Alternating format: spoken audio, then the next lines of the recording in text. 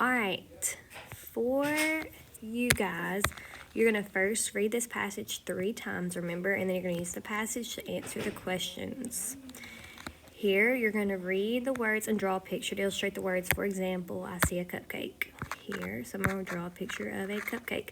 Do not use crayons, just use your pencil. We'll put sprinkles on it.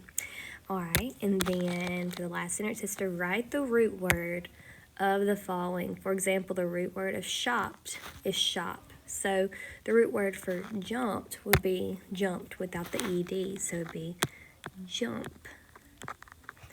All right, and then it says write the following suffixes. So, joyful,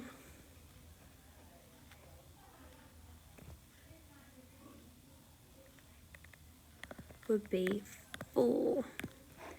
Helped, I would write ed. Write that. And then lastly, it says to clap the syllables in each word and write the number next to the word. So shouted, tell me how many syllables are in the word shouted, and then write that number there.